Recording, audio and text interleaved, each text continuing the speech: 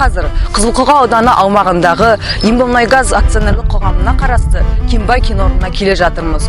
Бұл кен алаңын сонау 91 жылдары елбасымыз Нұрсұлтан Әбішұлының өзі ашқан. Бұл елбасы ізімен жобасы. Мен Жолшыбеков Расул, біз бастаймыз.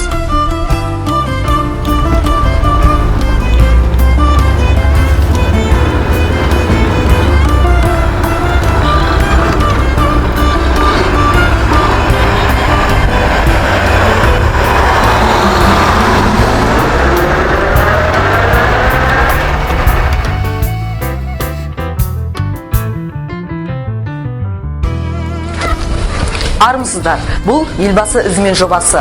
Біз дәл қазір Қайнар-Мұнайгаз өндірістік мекемесіне қарасты мұражайдамыз. Бұнда Қазақстан Республикасының тұңғыш президенті, көшбасшысы Нұрсұлтан Әбішұлы Назарбаевтың өз қолымен ашқан мұнай бұрандасы бар екен. Бұл бұранда Ембімұнайгаз акционерлік қоғамының тарихымен де тығыз байланысты. Ардақты көрермен, Қазақстанның әр аумағындағы жаңа белестер тәуелсіз еліміздің тұңғыш президенті есімімен тікелей байланысты. Бүгінгі бағдарламаға арқау болған сапарымыз соның анық дәйегі. Алдымен Ембімұнайгаз акционерлік қоғамы туралы жалпы мағлұматты ұсынсақ. Аталған өндірістік мекеме өңірдегі қара алтынды игеруді бастаған алғашқы әрі тарихи өнеркәсіптік кешеннің бірі. Оның құрамына Атырау қаласы мен облыстың 4 ауданындағы 6 өндірістік құрылымдық бөлімшелер кіреді. Соның бірі Қайнар-Мұнайгаз мұнай газ өндіру басқармасы. Біздің камераға алған нысан осы өндірістік кәсіпорын болды. Өйткені осыдан 24 жыл бұрын Қазақстан Республикасының тұңғыш президенті Нұрсұлтан Назарбаев Кенбай кен алаңындағы қара алтынды өндірудің тұсауын кескен болатын. Бұл деректерді дәлелдейтін мына мұражай қорында мол тарихи жазбалар Кенбай кен алаңындағы жәдігерлерге дәлел.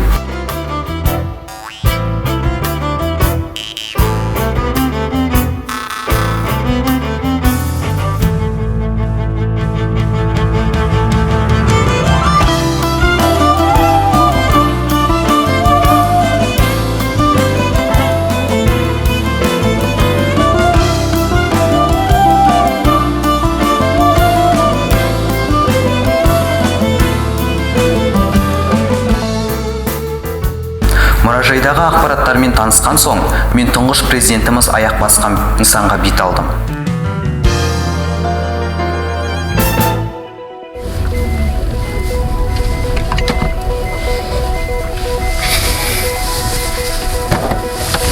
Ал біз қазір осыдан 24 жыл бұрын елбасы аяқ басқан Кенбай кен орнына келдік. Елбасы ізімен жобасы әлі де жалғасуда. Кеттік ендеше бірге тамашалайық.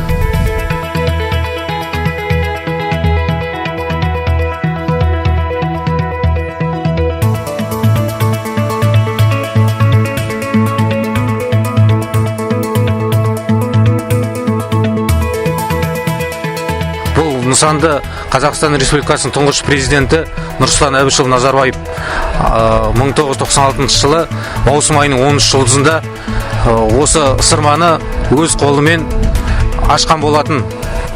Қазіргі таңда бұл мұнай дайындау және айдау орталығы деп айтылады. Мұнай дайындау және айдау орталығы бұл жерде өндірістен келген мұнай толықтай осы жерге жинақталып, әртүрлі өзіндік процестермен әртүрлі процестерден өтіп, сусыздандыру және сусыздандыру бағытымен мұнай дайындалып, мұнай тапсырылып жатыр. Яғни негізгі процестердің көбісі осы жерде өтеді. Ең соңғы процесс осы жерден өтеді.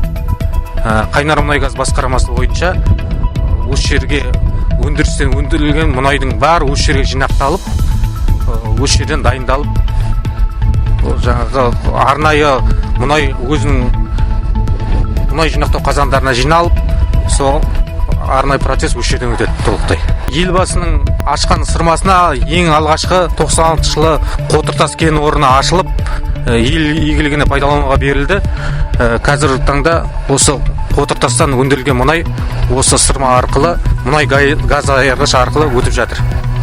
Біздің тұңғыш президентіміз Нұрсұлтан Назарбаевтың ашып осы кен орнын ашып іске қосылғаннан кейін арнайы сол кісінің атына арнайы тақта орнатылды. Сол 96 жылдан бері осы тақта орнатылып, осы жерде тұр, осы орында.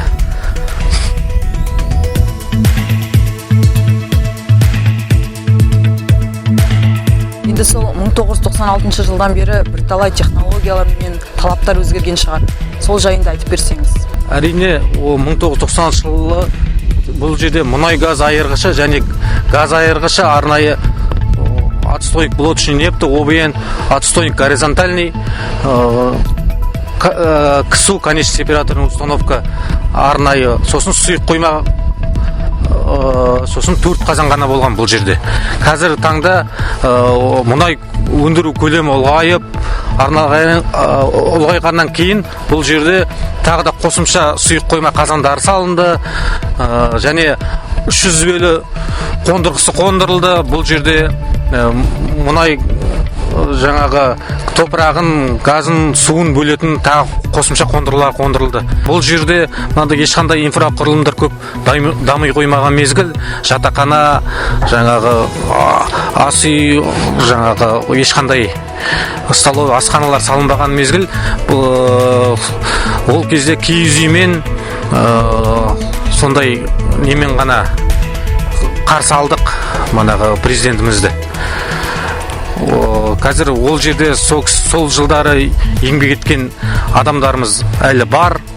Сол кісілермен қанаттасып жаңағы мұнай дайындау орындарын дайындаған, іске қосу қатысқан көп азаматтарымыз әлі қазір таңда да еңбек етуде.